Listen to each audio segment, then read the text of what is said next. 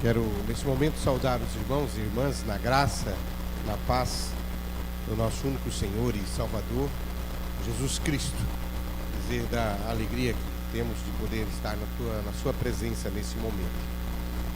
Eu quero convidar os irmãos a abrirem as suas Bíblias no livro de Mateus, capítulo 11. Vamos ler dos versículos 28 a 30. Mateus 11, 28 a 30.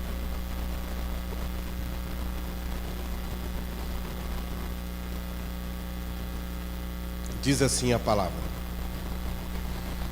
Vinde a mim, todos os que estáis cansados e sobrecarregados, e eu vos aliviarei. Tomai sobre vós o meu jugo e aprendei de mim, porque sou manso e humilde de coração, e achareis descanso para a vossa alma, porque o meu jugo é suave e o meu fardo é leve. O meu jugo é suave e o meu fardo é leve. É interessante que nós ouvimos esse texto, né? E aí a gente pode talvez pensar, né, que o que significa dizer que o jugo é leve, né, que o fardo é leve e que o jugo é suave? Primeiro, a gente entender rapidamente o que é o jugo, né? O jugo é algo que, tanto usado por pessoas, mas principalmente por animais, colocados sobre as costas do animal, para que ele possa puxar o arado, né? Para que ele possa colocar pesos, né? E pesos que fiquem de forma equilibrada, para que ele possa carregar mais peso do que ele carregaria se não tivesse esta estrutura de madeira sobre as costas para poder carregar. Mas também alguns homens que usam o arado usam esse jugo. E aí o que Jesus Cristo está dizendo? Que esse jugo, ou seja, aquilo que é colocado às costas para suportar peso da parte dele, é leve, é suave. E ele diz que o seu fardo é leve e que o seu jugo, né, tanto a ideia que o suave e leve pode estar tanto em um como em outro, né? Mas ele diz que o jugo é suave e o fardo é leve. Ou seja, que ele não coloca peso demais, né, sobre nós, né, e que o jugo, que é a própria peça em si, que é usada para colocar o peso, também não é pesada. Então ele diz assim: a estrutura que eu coloco para que vocês possam carregar o seu fardo, ela é suave, e o meu fardo é leve. E aí a gente fica pensando, não, por quê? O que significa isso, né? A declaração, o meu jugo é suave e o meu fardo é leve, o que significa isso? E é interessante nós entendermos o contexto desse texto para entendermos o seu significado. Quando Jesus Cristo está dizendo que o jugo dele é suave e o fardo é leve, significa que o conteúdo do evangelho pregado por ele é suave e a sua implicação é leve. Ou seja, Jesus, com essas palavras, ele está fazendo uma contraposição em relação ao ensino acerca da obra da redenção com o ensino dos líderes judeus. O que ele está dizendo? Ele está dizendo que o seguinte, que aquilo que os judeus pregam e aquilo que eles propõem para que as pessoas possam viver é pesado, é difícil. Por quê? Porque aqui os judeus pregavam que a salvação era pelas obras, que a salvação era pela meritocracia, que as pessoas seriam salvas pelas suas boas atitudes. E ele diz: isso é muito pesado. Por quê? Porque pela meritocracia, pelas obras, ninguém vai ser salvo. Por quê? Porque ninguém tem condições de alcançar a salvação por si só. Então o que Jesus Cristo está dizendo? Olha, eu estou mudando, né? Vocês não serão salvos pelas obras, vocês não serão salvos por méritos, vocês vão ser salvos pela graça. Por isso que o meu jugo é suave e o meu fardo é leve. Porque vocês não serão salvos pelas suas próprias obras, vocês não serão salvos por meritocracia, vocês não serão salvos porque vocês são justos, porque vocês são corretos, vocês não serão salvos porque vocês serão necessariamente íntegros em todos os seus processos. Vocês serão salvos por meio da graça, e essa graça faz com que o jugo seja suave e o fardo seja leve. Só que de tempo em tempo, como era lá na época de Jesus, né, com os judeus, hoje nós temos também acontecido isso. As pessoas que têm buscado viver uma religiosidade de um fardo pesado, de um jugo que não é suave, porque as pessoas querem achar que elas podem convencer a Deus pelos seus próprios méritos. As pessoas acham que Deus fica com obrigação com elas por conta da quantidade de dinheiro que Deus dá para elas. Aliás, que elas dão a Deus. Contrário, né? As pessoas acham que quanto mais dinheiro eu dou a Deus, mais obrigação Deus fica comigo. As pessoas estão, uma pregação, né? E as pessoas então começam a fazer troca com Deus. E as pessoas começam a fazer barganha com Deus. Mas não é só isso. Acaba também de tempo em tempo voltando o fundamentalismo, o conservadorismo, acaba voltando o puritanismo, que são práticas em que faz com que levam as pessoas a acharem que elas podem esquecer que elas são pecadoras, e que elas são frágeis, e que elas são falhas.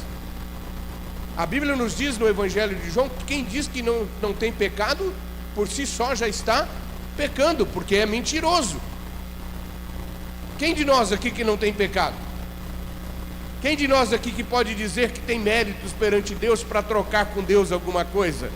O texto de Romanos capítulo 11, versículo 33 adiante diz: ó profundidade da riqueza, da sabedoria e do conhecimento de Deus. Quem foi o seu conselheiro para que dele pudesse... Quem foi o seu conselheiro? Quem deu a Deus alguma coisa para que dele pudesse ser restituído? Porque por meio dele, por ele e para ele são todas as coisas. Glórias, pois, a ele eternamente. Amém. Com isso, irmãos, Jesus não está pregando uma libertinagem. Jesus não está pregando a imoralidade. Jesus não está pregando a liberalidade exacerbada das pessoas. Eu faço o que quero, o que dá na minha cabeça, do jeito que eu quero, quando eu quero. Não, o que Jesus está dizendo é que a salvação é pela graça, e que não há nada que nós possamos fazer em troca disso. Ou seja, não há nada que nós possamos fazer que mereçamos de Deus a salvação. Então o jugo é suave, porque quem levou o jugo foi Ele, né? O fardo Ele levou. A palavra de Deus nos diz que o Senhor colocou sobre Ele as nossas pisaduras, e pelas suas feridas nós somos curados. Aquele que andava em treva viu uma grande luz. Ou seja, a salvação é pela graça, não é por obras. O texto de Efésios é claro, diz: a salvação é por meio da graça, não é por obras, para que ninguém se glorie. Só que tempo em tempo as pessoas insistem em achar que são boas. As pessoas insistem em achar que elas podem alcançar a salvação pelos seus próprios esforços.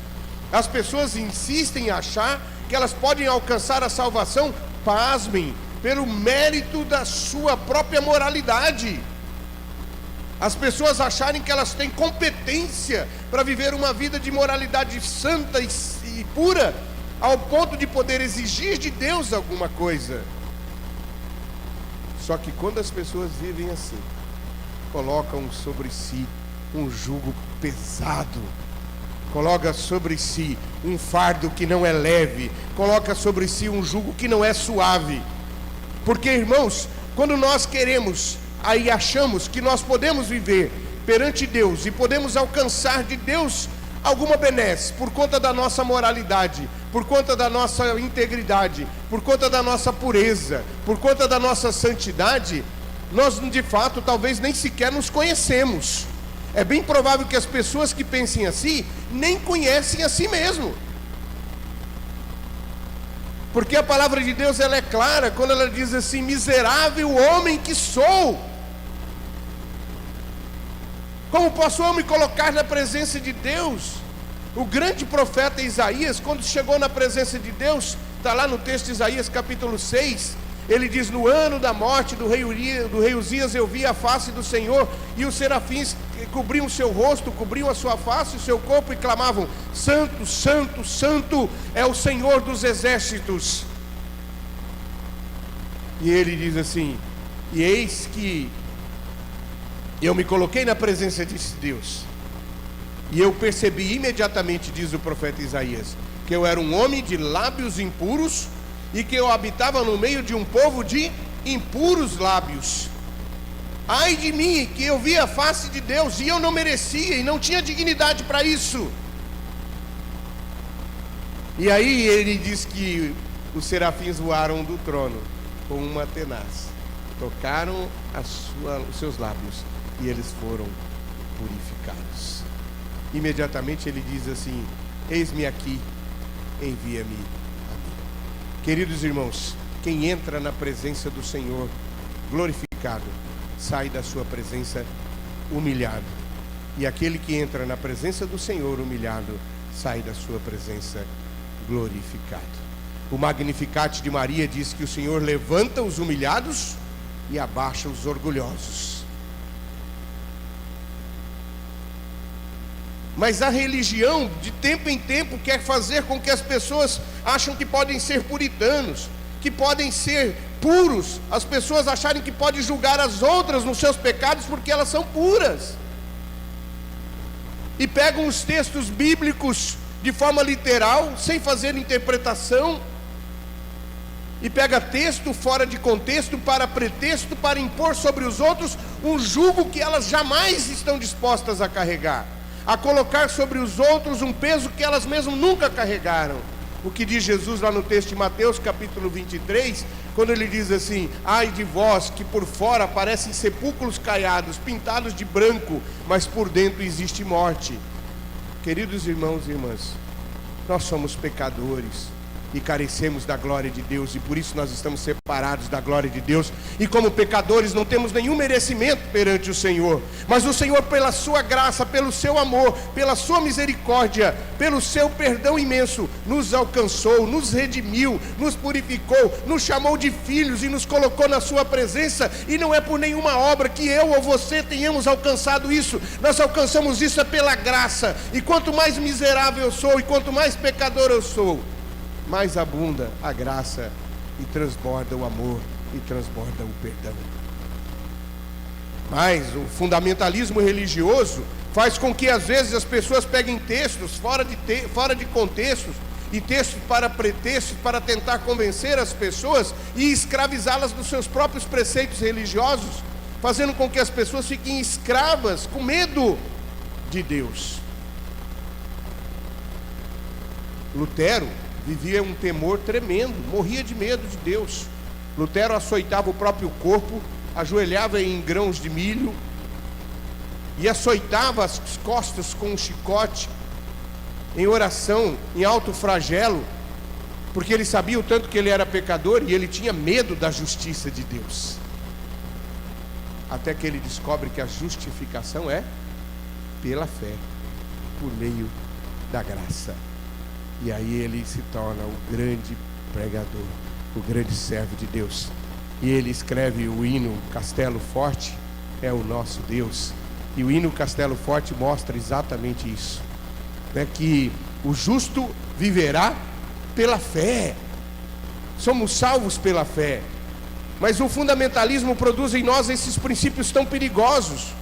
E para a gente entender, eu tenho uma que não é minha, é uma analogia para a gente entender de uma vez por todas o que é o fundamentalismo.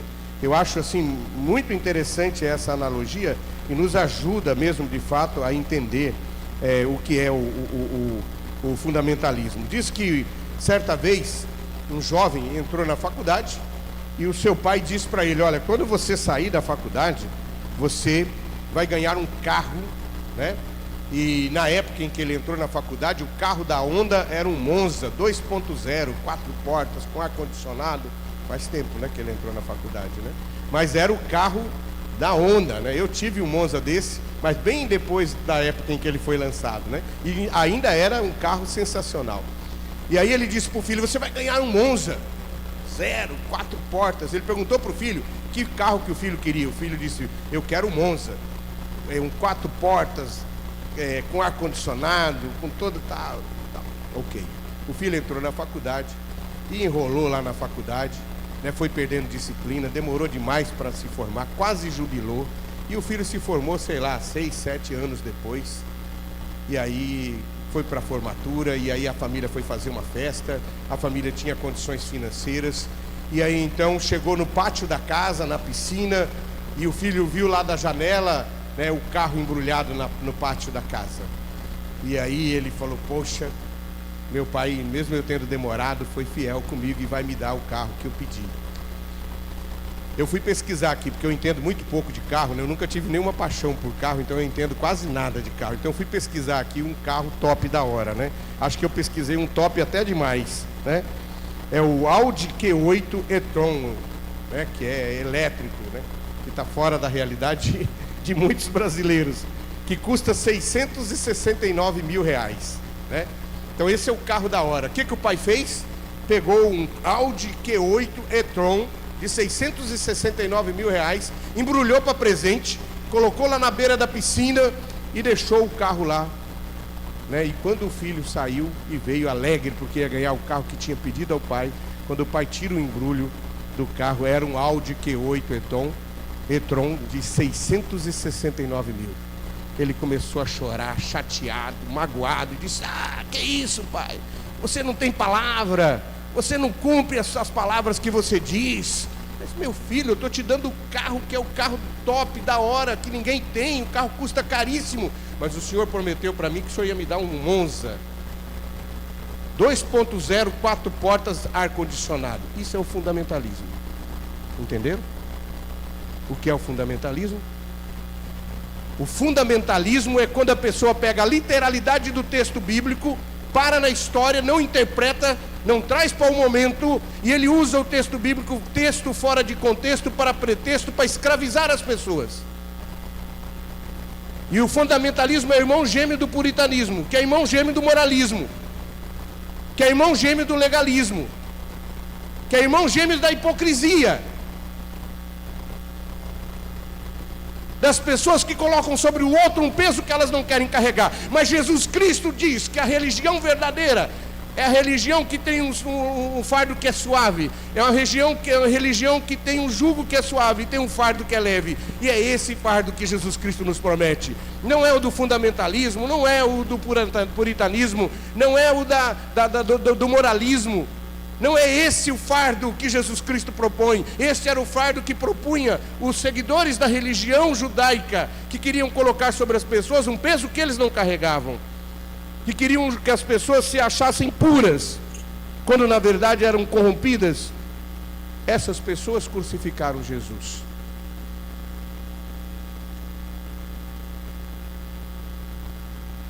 E infelizmente hoje, dentro de muitas igrejas, se Jesus Cristo voltasse, seria crucificado pelas mesmas pessoas. Queridos irmãos, o fardo de Jesus é leve. E sabe como que ele se torna leve? Quando você consegue perder para você mesmo. Aliás, consegue não perder para você mesmo. Quando você consegue perceber que você é um pecador.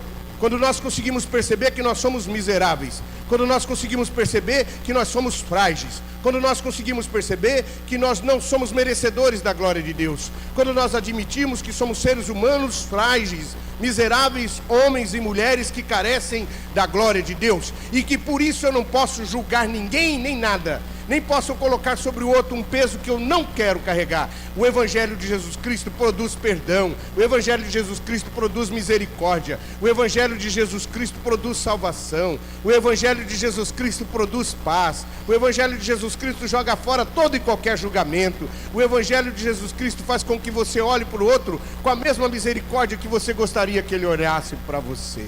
O Evangelho de Jesus Cristo diz que quando nós julgamos com misericórdia, seremos julgados com misericórdia.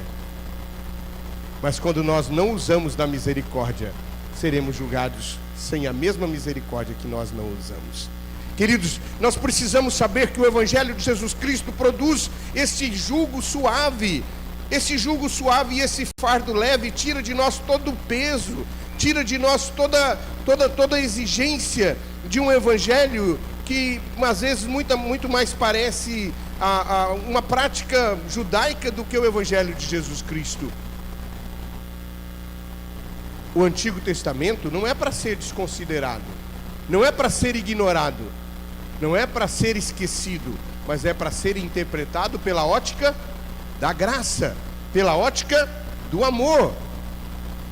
Porque se nós não fizermos isso, nós nos tornamos mais judeus do que cristãos. E nós temos que tomar cuidado com isso, porque o Evangelho de Jesus Cristo, ele tem que nos libertar de nós mesmos, libertar do peso das nossas próprias exigências morais, que muitas vezes nós mesmos não cumprimos, que nós colocamos sobre os outros, mas que nós não cumprimos, que nós exigimos dos outros, mas que nós não praticamos. Este Evangelho nos liberta, esse Evangelho tira de nós esse peso, o peso de sermos julgados por nós mesmos. Jesus produz em nós liberdade. Jesus produz em nós leveza. Jesus tira de nós todo julgamento. Jesus tira de nós a obrigação que nós temos pelo nosso egocentrismo de agradar a nós mesmos o tempo todo. Jesus Cristo nos liberta do egocentrismo. Jesus Cristo nos liberta do orgulho. Jesus Cristo nos liberta da arrogância. Jesus Cristo nos liberta da petulância. Jesus Cristo nos liberta da obrigação de queremos convencer as pessoas o tempo todo sobre o que achamos e pensamos. Jesus nos liberta de tudo isso. E Jesus faz com que nós possamos viver uma vida sem medo, porque seremos salvos pela graça. E se nós pecarmos, e se nós falharmos, Ele, como nos deixou o céu e veio até a cruz porque nos amou, vai nos buscar de novo, vai nos resgatar de novo, vai nos salvar, vai nos purificar, vai tratar os nossos corações, vai nos consolar. É esse o Cristo. É o Cristo que nos abriga, que nos abraça, que nos acolhe. É o Cristo que não existe nada e nem ninguém que tenha feito algo que Ele não possa perdoar. Um coração salvo por Jesus é um coração leve. O jugo de Jesus é a sua graça, e o fardo é a fé que Ele pode fazer isso por nós. A religiosidade pode nos afastar de Deus. Se a religiosidade partir por um princípio fundamentalista, legalista, literalista, da gente pegar os textos e querer usar os textos por aspectos meramente morais, nós ficaremos sobre o jugo deste tipo de moralismo, e nós não conseguiremos alcançar a salvação que está em Jesus e compreender o mistério dessa salvação, a leveza dessa salvação. O Senhor pode nos libertar de tudo isso. Pode fazer com que nós sejamos pessoas com os nossos corações mais leves, com as nossas almas mais leves, sem julgamentos, sem o peso do moralismo. Pastor, o senhor está dizendo que a gente não deve ter uma vida moral? Não, eu estou dizendo que nós precisamos ter princípios éticos. Essa semana saiu na televisão, saiu nos jornais, não posso avaliar porque ainda não está comprovado se é fato ou não. Grandes jogadores brasileiros envolvidos em possíveis escândalos de apostas, né? E aí eu conversando com um colega, e ele disse assim: faltou assessoria. Eu falei, não é assessoria que faltou não, que se é de fato comprovar o fato, o que faltou foi ética. Porque a ética nos afasta do mal. A ética de Jesus Cristo nos nossos corações nos afasta da mentira, nos afasta da injustiça. A ética nos afasta da corrupção. E não dá para a pessoa ser mais ou menos ética. Ou ela é ética ou ela não é ética.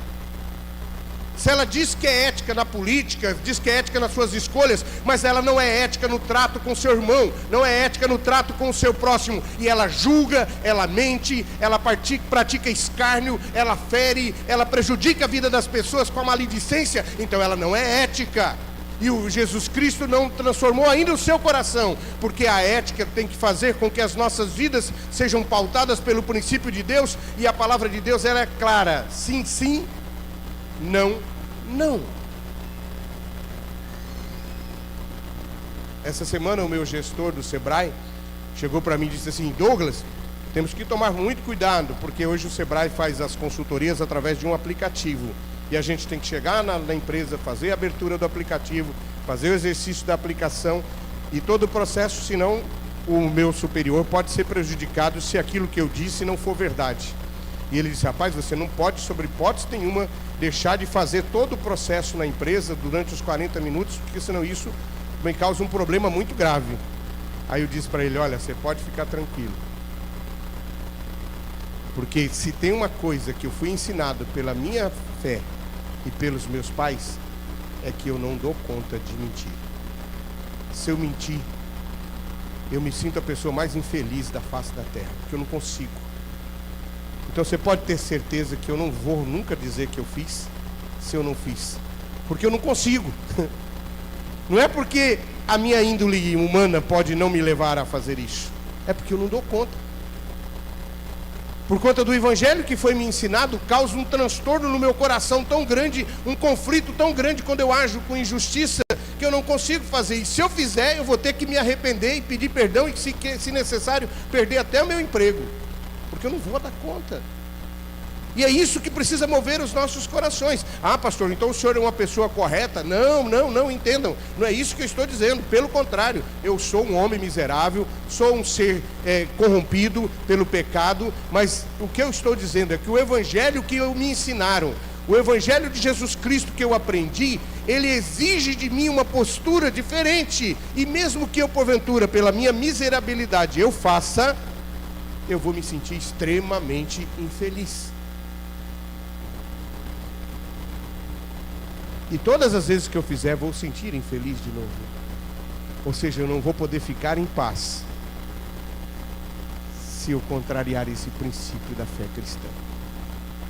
Posso até errar, porque sou humano, mas vou me sentir infeliz. É esse evangelho. Esse evangelho, ele faz o quê? Ele alivia os nossos corações. E aí, quando nós dissemos lá no início, né, da nossa proposta do culto de hoje, acalme o teu coração. Por que acalme o teu coração? Acalme o teu coração, por quê? Porque a fé que nós pregamos aqui, a fé que está na palavra de Deus, a proposta do evangelho que nós estamos anunciando, ela tira de você o peso, tira de você o fardo, de você achar que você tem que ter méritos pessoais, de você achar que você, pela sua própria moralidade, vai agradar ou desagradar a Deus, mas de você acreditar que a salvação é pela graça, e isso é por meio da fé, e que o perdão de Deus te perdoa de todos os seus pecados, te purifica o seu coração, e coloca paz no seu coração, e acalma o seu coração. Esse é o evangelho verdadeiro. Acalme o teu coração, descanse o teu coração, porque esse evangelho não coloca peso. Esse evangelho não faz exigências morais meramente pautadas em moralismo. Este evangelho propõe uma transformação do coração por meio do Espírito Santo de Deus, para que a gente possa servir a Deus. E quando nós pecarmos, e vamos pecar porque somos pecadores, eu pelo menos vivo comigo há 56 anos e sei que eu peco. Você peca também ou não? Eu posso ter certeza, eu posso dizer para vocês, eu pequei, eu peco, e posso dizer mais, eu ainda vou pecar, porque a minha natureza é pecaminosa. Porque o bem que eu quero fazer eu não consigo, mas o mal que eu não quero é esse que eu acabo fazendo. E é esse evangelho que nos alcança. Por quê? Quanto mais fraco, mais forte eu me torno. É um evangelho que faz com que o humilhado seja exaltado, e o exaltado seja humilhado. É Deus que rebaixa o orgulhoso e eleva o humilhado. É esse o evangelho de Jesus. Esse evangelho produz o quê? Produz cura, produz conforto, tira de nós a obrigação de a gente achar que nós estamos certos e que nós temos que cobrar do outro se o outro está certo ou não. É esse evangelho que Jesus Cristo disse assim: não é o meu, porque o meu é leve e suave. Por quê? Porque não vai ter problemas? Porque não vai passar por dificuldades? Não. Não é isso. É porque vai tirar de você o peso, que é viver sob o domínio do seu próprio egocentrismo. Vai tirar de mim, de nós, o peso da falsa moralidade, do julgamento dos outros,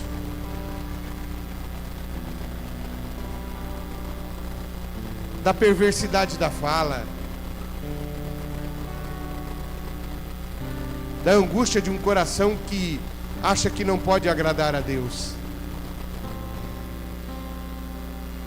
Ícaro, me permite aqui citar você. Quando o Ícaro começou a fazer o discipulado comigo, eu achei linda, por isso que eu sempre vou citar, por onde eu pregar, Ícaro, eu vou citar a sua experiência comigo no discipulado. Ícaro começou o discipulado comigo, irmãos, dizendo o seguinte: pastor, tem uma coisa que me angustia demais. Todas as vezes que eu vou na igreja e ouço uma pregação, ou que eu estou na igreja, eu sinto um mal-estar no meu coração, eu sinto uma angústia, né, no meu coração. Mas por que você sente essa angústia? Porque eu me sinto um hipócrita. Porque eu acho que eu não tenho condição de viver aquilo que estão pregando.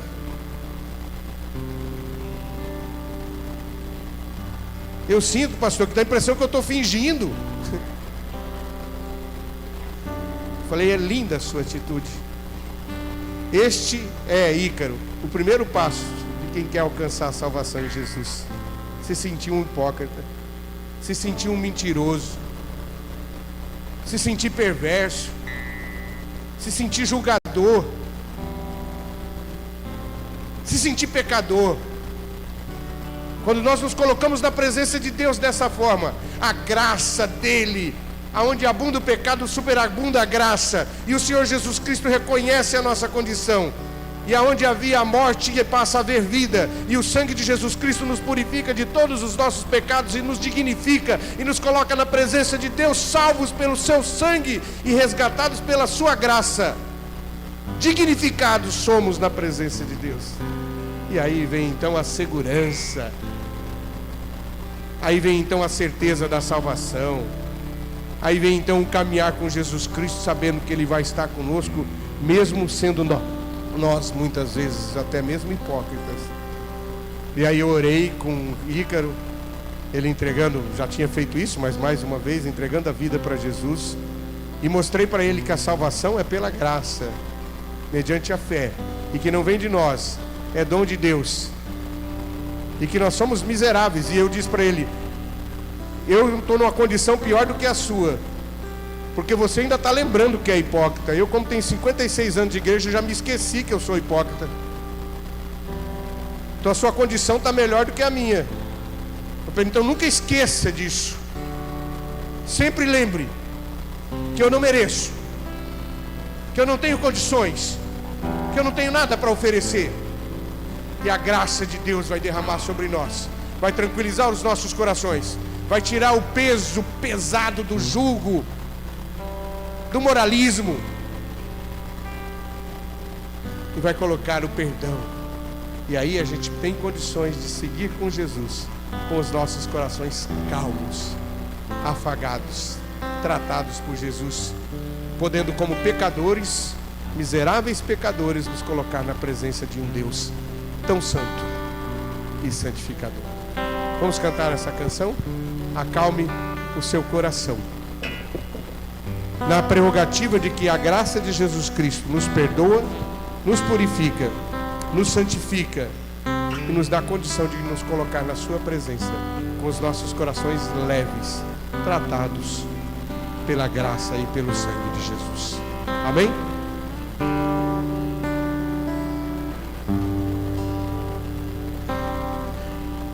Não quero interromper o teu silêncio.